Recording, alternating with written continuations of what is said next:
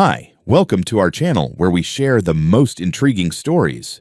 When a quiet Arizona landowner is threatened by a power-hungry HOA bent on stealing his property, he fights back with cameras, cunning, and the law. What begins as a boundary dispute erupts into a war of surveillance, lies, and justice. Welcome to the battle for Sovereign Acre. It was just after sunrise when I stepped outside with Max, my old German Shepherd, coffee in hand, and boots crunching through the red Arizona dust. The air was still cool, that rare slice of time before the sun bakes everything to a crisp. My property sat in the middle of nowhere by design, 10 acres of desert solitude just on the edge of the manicured absurdity known as Whispering Ridge Estates. I didn't see my neighbors much, and I liked it that way. My grandfather bought this land in the mid-70s, carved out of the wild back before HOAs sprouted like weeds. It was sovereign, free, and most importantly, mine. Max trotted ahead along the dry creek bed that ran through the bottom third of my land. I'd posted signs, big ones along the old fence line, private property, not subject to HOA governance. Still, every now and then I'd find trash near the edge, or notice the faint tread of tires too close to the boundary. Folks from that HOA community had a habit of pretending fences were more like suggestions. That morning, though, something felt off. Max's ears perked before I heard it, a low hum of an engine way too close. I turned and watched as a white SUV rolled slowly down the gravel easement road that led from Whispering Ridge. It came to a stop about 20 yards from my gate. The thing had the HOA logo painted right on the side, blue mountain ridges with a stupid script font under it, like it was a government agency. 3 people stepped out, 2 men and a woman, all wearing matching khaki uniforms with Community Patrol stitched over their chests. They had body cams clipped to their vests, radios at their shoulders, and a look in their eyes that made the hair on my neck rise. Max let out a warning growl. "Morning," I called out, my voice low but calm. The woman took the lead, marching toward me like she owned the land beneath her feet. "Sir, we need to see your identification." I blinked. "Excuse me." She glanced at the guy beside her. He was already pulling a notepad from his back pocket. The other man was hanging back, filming everything with a phone.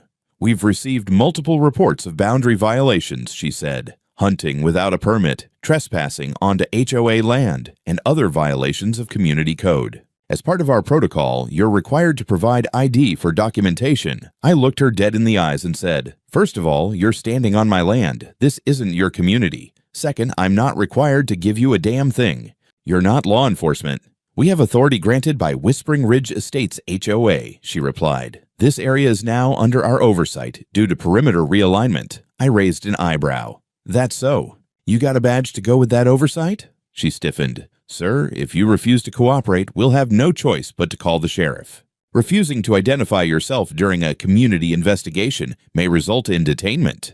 "Detainment?" I laughed, sharp and humorless. "Let me guess. You're going to slap on some plastic cuffs and drag me off to the clubhouse for questioning." She didn't laugh. Instead, she stepped aside and motioned to the guy with the phone. He approached, holding up a pair of zip-tie handcuffs like this was a damn police raid. The third guy had already stepped behind me, like he thought I was going to bolt. "You touch me," I said quietly, "and I will bury you in paperwork so deep you'll need a search party to find your pension." That was when I tapped the side of my vest, activating the body cam clipped near my collar. A red light blinked on. "You're being recorded," I added, "just so we're clear." They hesitated. The guy with the cuffs looked at the woman. She gave him a sharp nod. I took 2 steps back, reached the gate behind me, and pointed to the iron sign bolted into the wood. "Private property, not subject to HOA governance. This land has been registered outside your HOA jurisdiction since 1974, I said. "Check your maps. Or, better yet, don't. Just turn around and leave." They didn't move. So I pulled out my phone, thumbed to the emergency screen, and hit 911. While I was on the line with the dispatcher, calmly explaining that I was being surrounded and threatened by individuals impersonating law enforcement, one of the patrol guys lunged for the phone. He didn't get it. Max snarled and lunged back. The guy stumbled. The woman shoved me. I elbowed her off and grabbed the phone tighter. A scuffle broke out. Quick, chaotic. One of them tried to hold my arm behind my back, but I twisted free and sent him flying into the shallow creek bed. By the time I heard the sound of an actual police cruiser rolling down the road, my lip was split and bleeding. Max was barking like hell, and one of the HOA goons was dripping wet and cursing loud enough to scare the cactus. The cruiser doors opened, and then everything got really quiet. The cruiser door slammed shut behind the deputy as he stepped forward, one hand resting near his hip, the other raised in a calm, practiced gesture. He was mid-40s, tanned, mustached, and radiated the kind of seen-it-all energy you only get from 20 years in rural Arizona law enforcement. Badge on his chest read,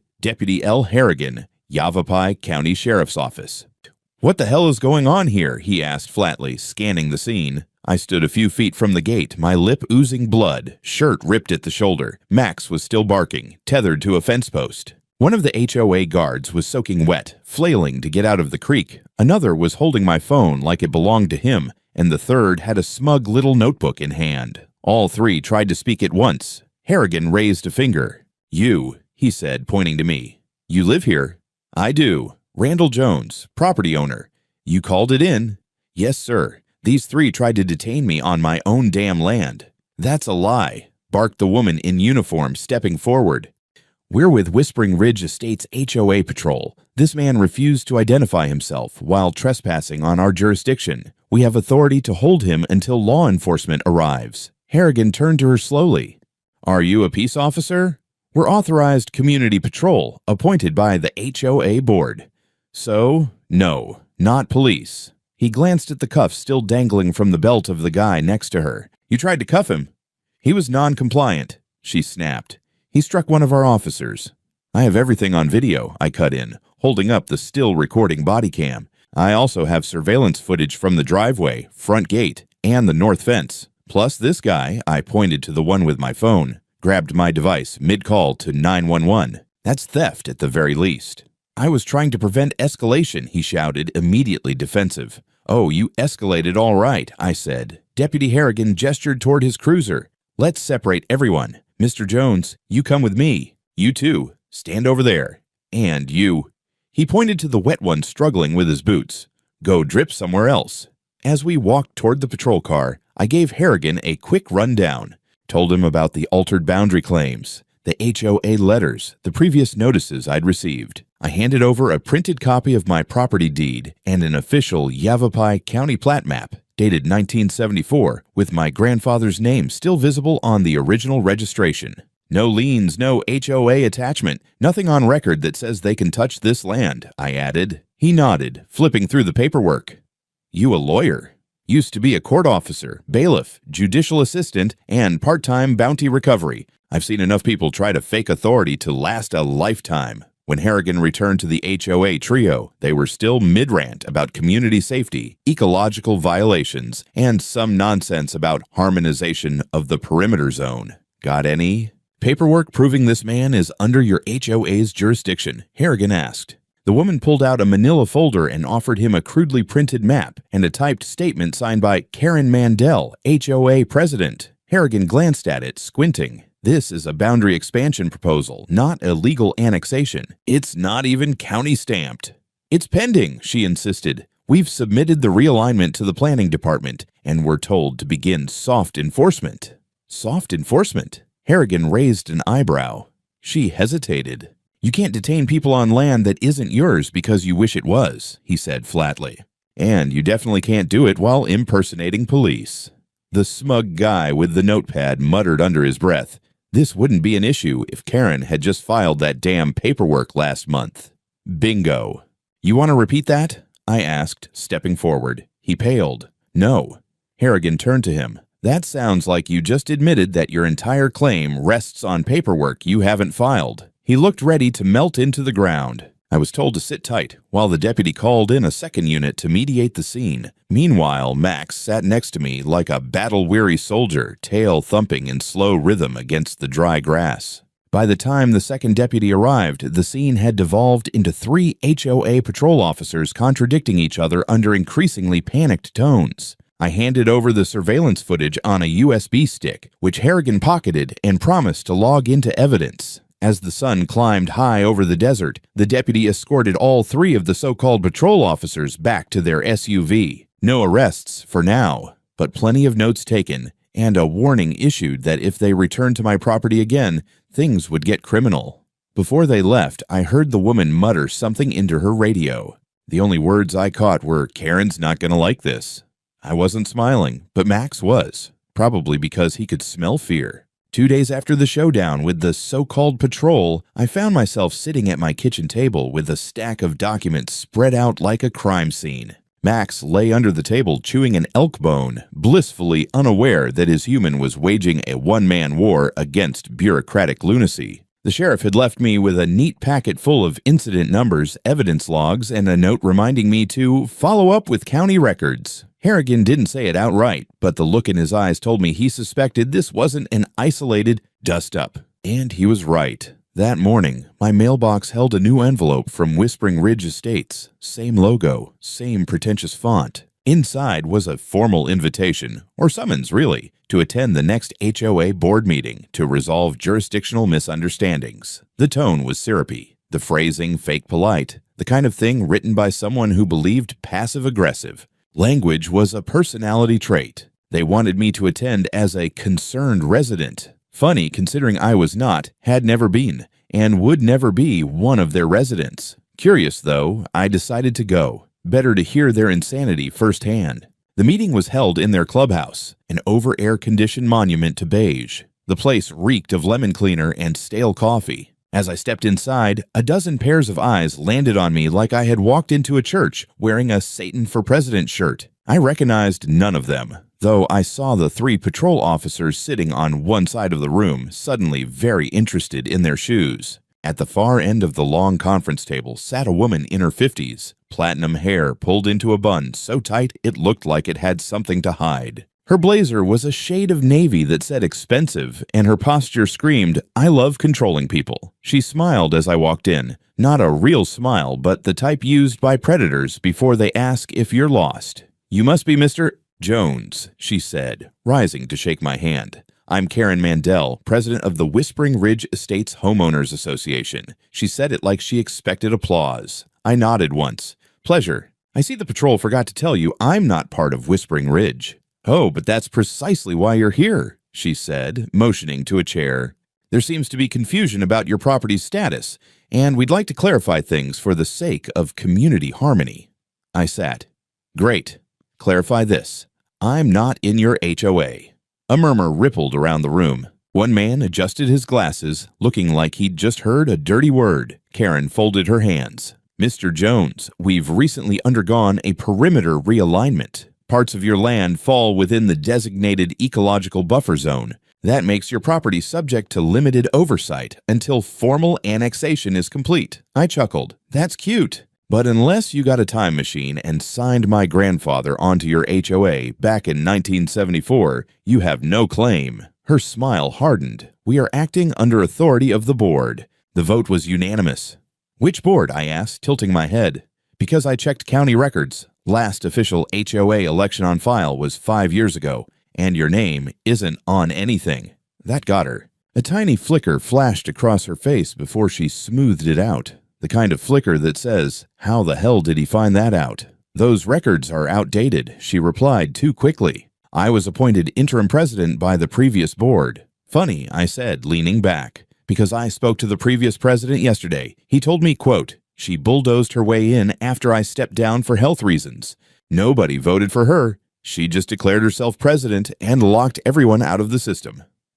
The room went silent. One man dropped his pen. The patrol lady stiffened like someone had jabbed her with a cattle prod. Karen's voice dropped to a lower, colder register. "I don't appreciate being slandered, Mr. Jones. And I don't appreciate your rent-a-cops trying to arrest me on my own land," I shot back.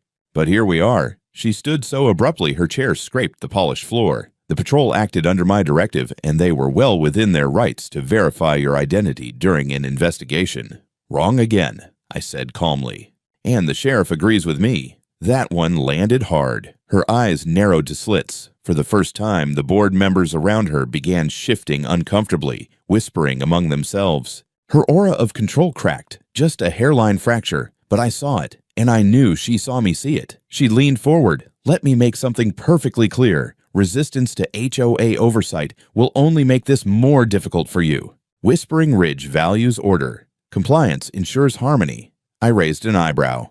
Lady, I live alone on 10 acres. If there's any more harmony out there, I'll go deaf. Someone snorted. Karen shot them a death stare. I stood, picking up the folder of documents I'd brought. You don't have jurisdiction, you don't have authority, and judging by the county's election records, you don't even have a legitimate title. So, unless you've got something real to show me, I'll be heading home.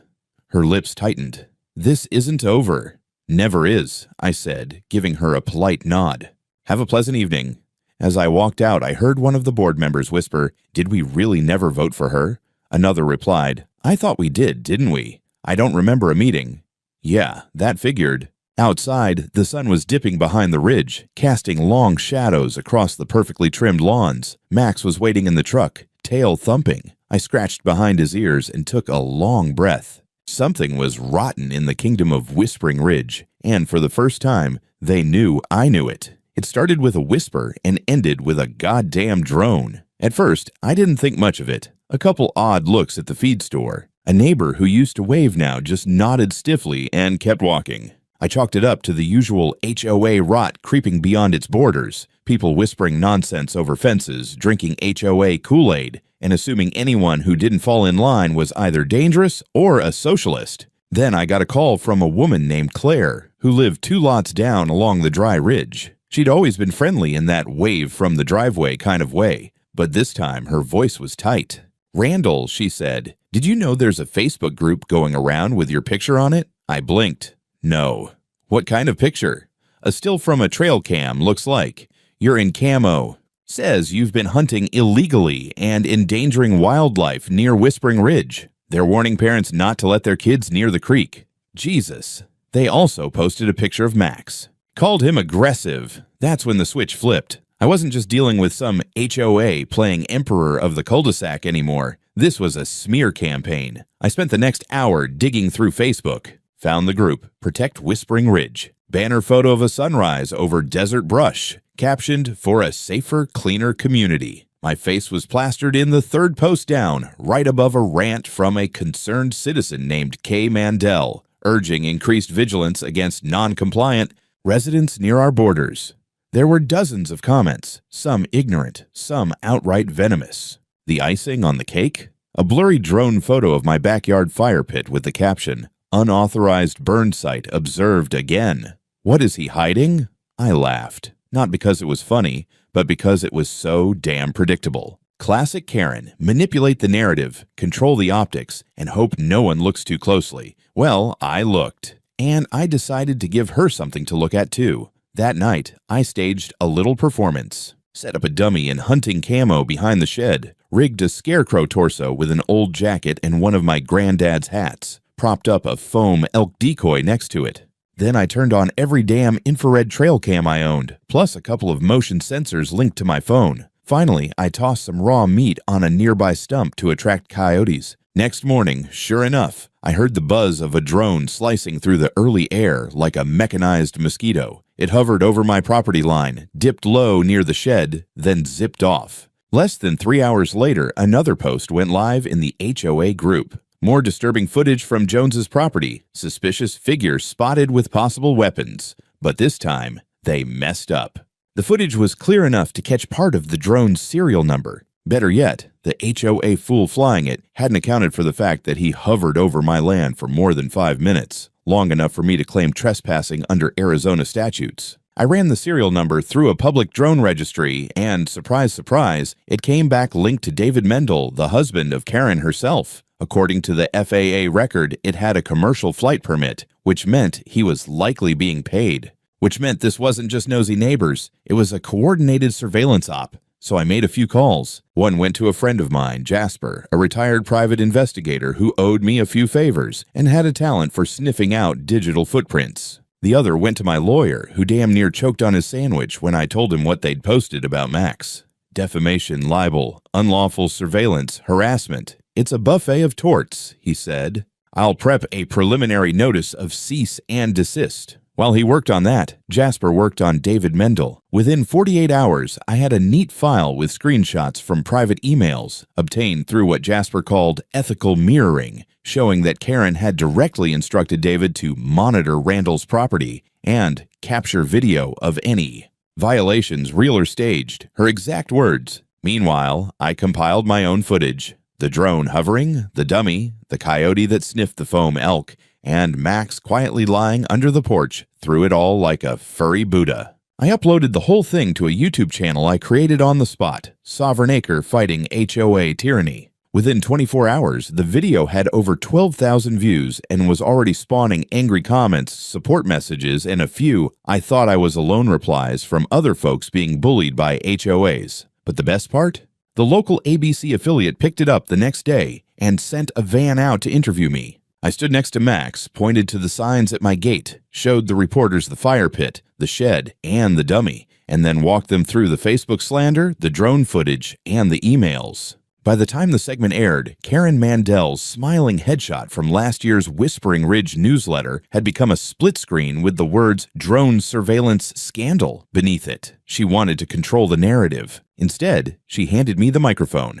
I was on my way back from the hardware store when I got the call. It was from a woman named Trina McAllister at the Yavapai County Municipal Zoning Office. I didn't know her, but her voice had that bureaucratic edge I'd learned to recognize years ago. A blend of caution, confusion, and just a hint of, "Oh no, this might be a lawsuit." "Mr. Jones," she said, "we've received a formal grievance from the Whispering Ridge Estates Homeowners Association regarding your property." I pulled off the road and killed the engine. "You've got to be kidding me." "I'm afraid not. The complaint alleges that your land, specifically the area near the creek, constitutes an unmanaged ecological risk and is in violation of community perimeter standards. They've requested an emergency review for jurisdictional reassignment." "Jurisdictional what now?" She cleared her throat. "It's a process by which a property may be evaluated for annexation under a private HOA's management if it's found to be interdependent with surrounding community infrastructure." I stared out the windshield at the saguaros and creosote bushes. "Let me guess, this interdependence comes from the fact that their residents like to walk their labradoodles near my stream bed." Trina didn't laugh. "Mr. Jones, I'm not saying the claim is legitimate. In fact, it's highly unusual. But they've submitted signed petitions, aerial maps, and a memo from their board of directors. It's forcing a review." I thanked her, got her email, and hung up. I knew it was time to go nuclear. That afternoon, I drove straight to the zoning office in Prescott, walking in with a stack of my own documentation, original plats, tax history, certified boundary surveys, and the notarized deed my grandfather signed when Carter was still in office. The receptionist blinked as I dropped the folder on her desk like a mic. "Let's play this game," I told her. A junior planner came out to meet me, a kid who looked like he still lived off energy drinks and ramen. I walked him through the full timeline, the patrol incident, the attempted detainment, the drone footage, and the Facebook smear campaign. I handed him a USB drive with every bit of evidence I had. "They're trying to annex my land with fake petitions and airbrushed PowerPoints," I said. "And I've got sworn statements from multiple neighbors saying they never signed anything." He scrolled through the files, then looked up at me like he'd just seen a ghost. "This is a lot. You haven't even seen the part where they tried to install drainage pipes on my property." Later that week, I got a call from the county assessor. She'd reviewed the HOA's submitted documents and found that over half of the resident signatures were inconsistent with voter registration records. One name belonged to a woman who died 2 years ago, another to a man who had since moved to Oregon. The best part? One of the maps they'd submitted included a section of my land shaded in blue with the note, "Target for Environmental Integration, Phase 1. Phase 1 of what exactly? I didn't wait for an answer. I had my attorney file a cease and desist letter addressed directly to Karen Mandel and the Whispering Ridge Board, warning of imminent legal action for attempted annexation by fraud. We also sent a notice to the County Zoning Committee to formally challenge any review based on manipulated data. Karen must have gotten the message because 2 days later, I found a courier-delivered letter on my porch. The HOA will temporarily withdraw its annexation application pending further community discussions. We hope this reflects our continued willingness to cooperate in good faith. Good faith, my ass. I wasn't done. I drove over to my neighbor Walt's place, an old-timer who'd been around since long before Whispering Ridge sprouted its first McMansion. He had one leg, a telescope, and a deep distrust of anything with an acronym. "Walt," I said, "they're using your name on a petition to take my land." He laughed so hard he nearly fell off the porch. "I haven't signed anything but a fishing license in 15 years. We filmed a statement right there, Walt sitting in his rocker with Max sprawled at his feet, explaining that his signature had been faked. He ended the video with, "Karen, if you're listening, come try to take my land." I got a second barrel waiting. That clip went into the next Sovereign Acre upload, "Fraud at the Fence Line," when HOAs crossed the legal line. It tripled my channel's subscribers overnight. More emails started coming in. Other landowners near HOAs, folks from Nevada, Utah, even Northern California, sharing similar horror stories. The whole damn thing was turning into a grassroots movement. But I knew Karen wasn't done. A woman like her didn't back down. She regrouped, calculated, waited for the next opening. And when she came back, she brought zip ties and goons. But that's a story for another morning. It was a Sunday morning, and for once I was actually relaxed. The heat hadn't settled in yet, and Max was trotting happily along the creek like it was any other quiet desert day. I had no idea that within 15 minutes I'd have a bleeding lip, a phone full of sand, and a near arrest caught on 5 separate cameras. We were about a quarter-mile down near the southern fence line, my fence line, when I heard tires crunching on gravel. I looked up to see a familiar white SUV easing down the old easement road like it belonged there.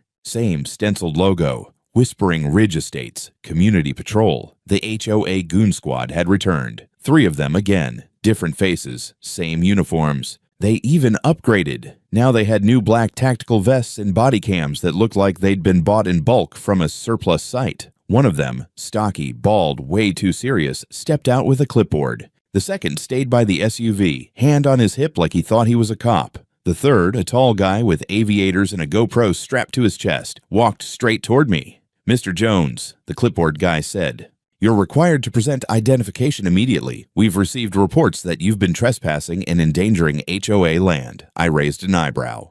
"You're on my property, genius." "This area is now part of the HOA Ecological Surveillance Zone," he said, as if he was reading off a cereal box. "You're inside the buffer perimeter. We are authorized to verify identification and detain if necessary until law enforcement arrives." "Authorized by who?" I asked. "Karen, did she knit you a badge too?" Max let out a growl low in his throat. The man in aviators twitched. Clipboard guy stepped forward. "You are required." "I'm not required to do squat," I cut him off. "You're not police. You're cosplay mall cops with boundary issues. I told you people, this land is mine. Has been since 1974. I've got the deed, the survey, and about 6 terabytes of footage proving it. You have no jurisdiction here." He pulled something from his belt, zip-tie handcuffs, held them up like he wanted me to see them glint in the sun. "If you refuse to comply," he said, "we'll detain you until sheriff's deputies arrive. You're currently obstructing a community enforcement action." That was it. I pressed the button on my vest and the red light blinked on. My body cam was recording. "I'm calling 911, I said, pulling out my phone. "And if you so much as touch me, I'll have you nailed for assault, unlawful detainment, impersonating law enforcement, and about 4 other felonies you can Google later." I started dialing. That's when Aviator Guy lunged. He went for my phone with both hands like it was a damn weapon. I jerked back, but he clipped my arm and knocked the phone into the dirt. Before I could react, Clipboard decided to join the fun. He shoved me hard, trying to spin me around. I staggered, grabbed for balance, and felt a fist clip my cheek. Max exploded. He lunged between us with a snarl that shook the air, teeth bared, body coiled like a missile. The third guy, the one by the SUV, started yelling, "Whoa, whoa, control your dog." "You control your people," I shouted, backing up. Clipboard guy went for the cuffs. I sidestepped, shoved him off, and threw a low elbow that caught him square in the ribs. He stumbled and fell backward into the creek. It would have been funny if my lip hadn't been bleeding. The guy in aviators scrambled to grab my dropped phone. I dove forward and tackled him just as sirens echoed down the trail. A black and white Yavapai County Sheriff's cruiser came into view, dust curling behind it. The deputies didn't wait. 2 officers got out, hands on holsters but calm. They separated us quickly. Clipboard emerged from the creek, dripping wet and red-faced. Aviators was shouting something about non-compliance and aggression. Max was still barking like he was auditioning for Cujo. One deputy came over to me while the others started pulling statements from the HOA trio. "You all right?" he asked. Lips split. "Phone's dead. Pride's intact," I said, spitting a little blood into the dirt. What happened? I told him everything. Again. Started with their demand for ID, ended with the brawl. I handed over my backup bodycam SD card and pointed to the 2 cameras on the gatepost, still recording everything from above. "You'll want the wide angle," I added. Then came the kicker. The clipboard guy, still wet, was talking to the deputy, waving soggy paperwork around and yelling, "We were acting under Karen's orders. She said this was a perimeter compliance inspection." The deputy raised an eyebrow. "Karen who?" "Karen Mandel, HOA president." That name dropped like a stone into still water. The deputy turned back to me. "Mind if I ask you a weird question?" "Hit me." "Have you heard anything about this HOA trying to annex land outside their jurisdiction?" I smiled, bloody and tired. "Deputy, you have no idea." We sat on the tailgate of the cruiser while Max lay nearby, tongue hanging, pleased with himself. I gave my full statement, then watched as the HOA trio were escorted back to their SUV. No arrests, not yet. But they weren't gloating anymore. As the SUV pulled away, I saw clipboard guy furiously texting, no doubt letting Karen know the mission had failed. This wasn't enforcement. It was intimidation, organized, sanctioned, and escalating. But now they'd crossed a line. They'd put their hands on me. They'd tried to make my land a battlefield. And Karen, she had no idea the fire she'd just lit. By the time Monday rolled around, the sheriff's office had opened a formal investigation, not just into the scuffle by the creek, but into the entire damn HOA. What began as a trespassing incident had snowballed into something much bigger: impersonation of law enforcement, attempted annexation, falsified documents, and what looked an awful lot like conspiracy to commit fraud. And I had receipts. My lawyer, Ray Mathers, a guy who used to scare IRS agents for fun, had already drafted the suit. He walked into my kitchen wearing a bolo tie and carrying a leather binder thick enough to use as a weapon. "We've got them by the neck, Randy," he said.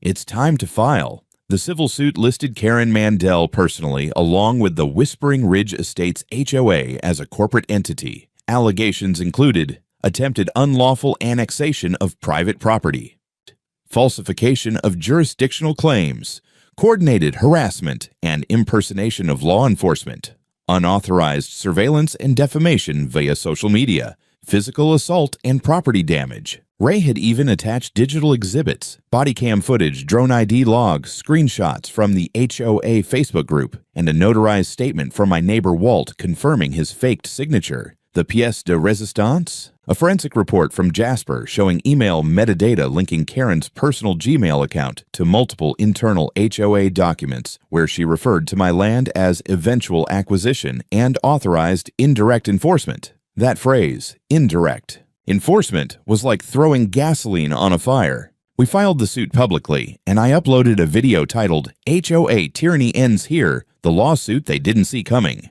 Overnight, the video hit over 50,000 views. A day later, it made the local evening news. Channel 4 did a full 5-minute segment titled Homeowner Battles HOA Over Illegal Land Grab. They showed footage of the scuffle, split-screened with Karen giving a speech at last year's HOA Beautification Gala. I looked tired and dusty. She looked like someone who'd just bitten into a lemon.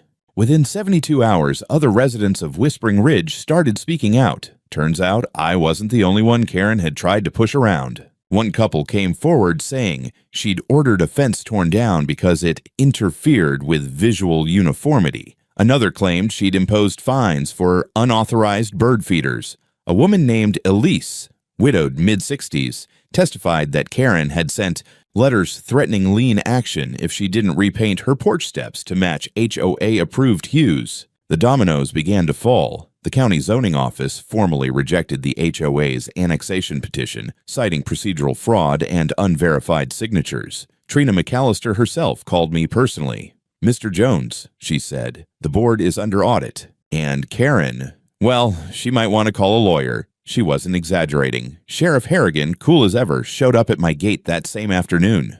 "We've opened a criminal investigation into Mandel," he said. unlawful impersonation of public officers, abuse of position, filing false municipal documents, and we've confirmed she tampered with petition data. She may be looking at felony charges." He paused, then added with a smirk, "Guess HOA politics aren't as harmless as they look." Karen naturally denied everything. She released a statement through a PR firm blaming internal miscommunications, rogue volunteers, and, my personal favorite, emotional misunderstandings brought on by land boundary confusion. But her performance cracked when someone leaked internal HOA meeting recordings. In one, she could be heard saying, "I don't care what the deed says. If he's that close to our fence, we'll make it ours. I've already got the patrol lined up." Boom.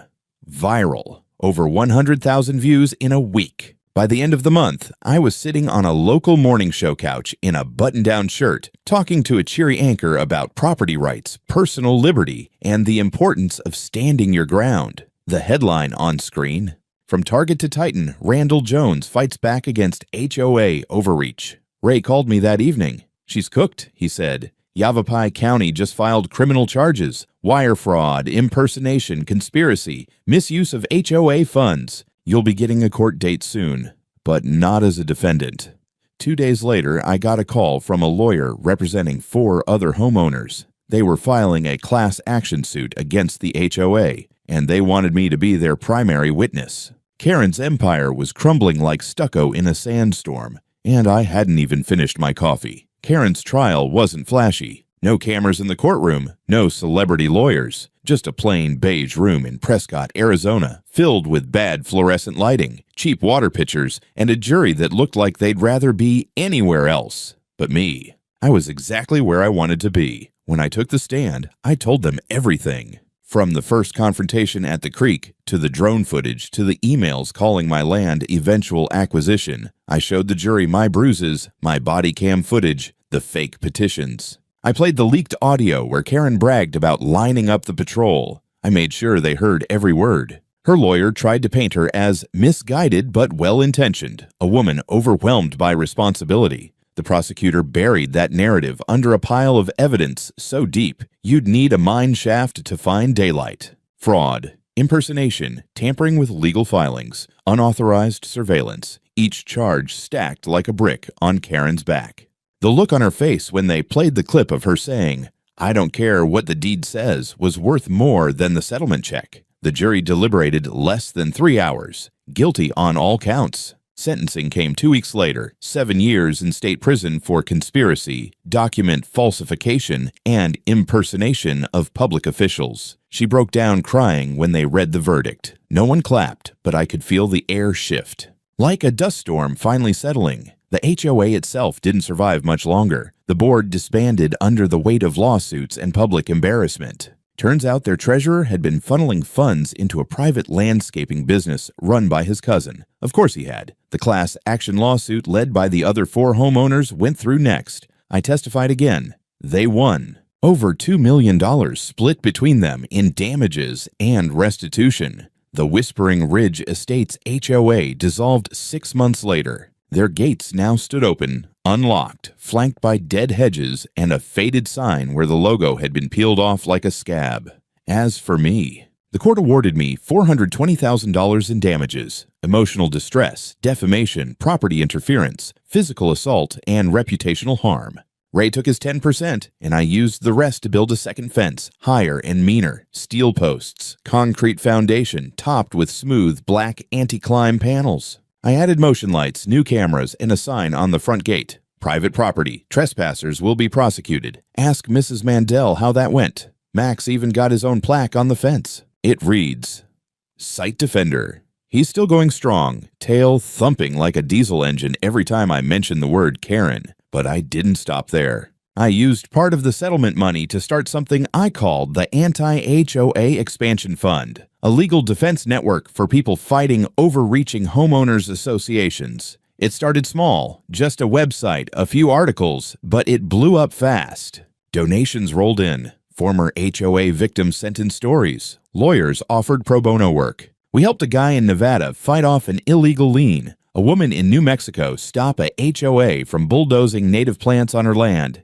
and even one couple in Florida who'd been fined $500 for hanging wind chimes. I went from target to advocate, from cornered to dangerous. Whispering Ridge became a cautionary tale. New buyers avoided the area. Realtors stopped listing homes with mandatory HOA fees. By the time the next county zoning review rolled around, half the plots in the subdivision were listed for sale. One morning, maybe a year later, I was walking with Max along the same creek. Where it all began. The water was low. The wind was soft. A group of teenagers rode their bikes past the edge of the old Whispering Ridge fence, now rusted and sagging. No one patrolling. No HOA compliance officer in sight. One of them pointed toward my house and asked, "Hey, isn't that the guy who sued the HOA and won?" I didn't answer. I just smiled. And Max barked once like he knew exactly what they were talking about.